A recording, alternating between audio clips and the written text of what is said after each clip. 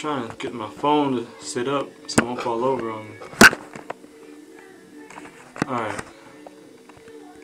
That good? Hoping y'all can see me. I'm just pretend you can, so. Alright.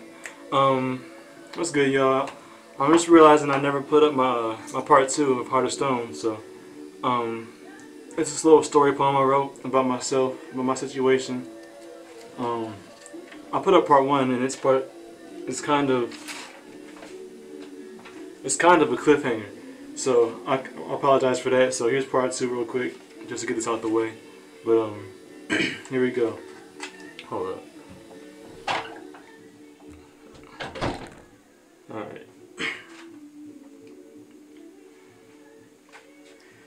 His stone heart was being rejected by all of his body's flesh. He knew it didn't belong. It didn't feel right in his chest. He wished he could fix his old heart. He still kept all the pieces in his cupboard. The stone heart just wouldn't cut it, and pretty soon he'd need another. He was feeling no emotion, letting nothing in or out. The pain was gone, but so was hope. It had been replaced with doubt.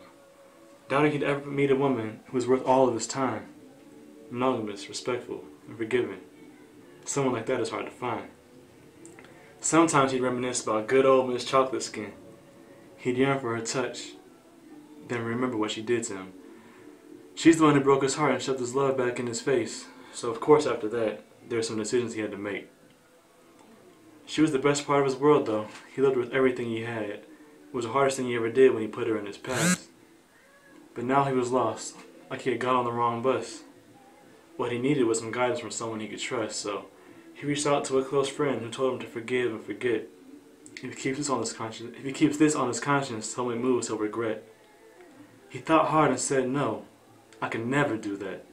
If I forgive and forget, I'll just end up going back. I'll forgive, but I'll remember so that I can learn from it.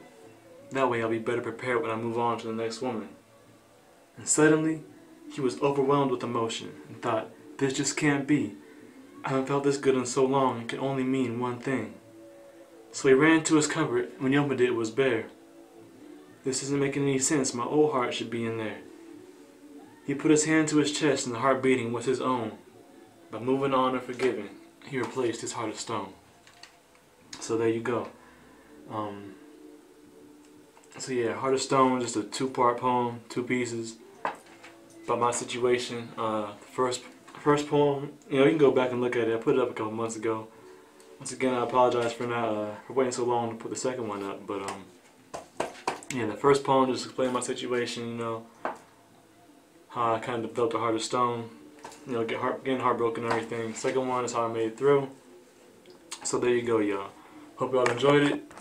It's Bruce King 17 or Sincere. So, peace.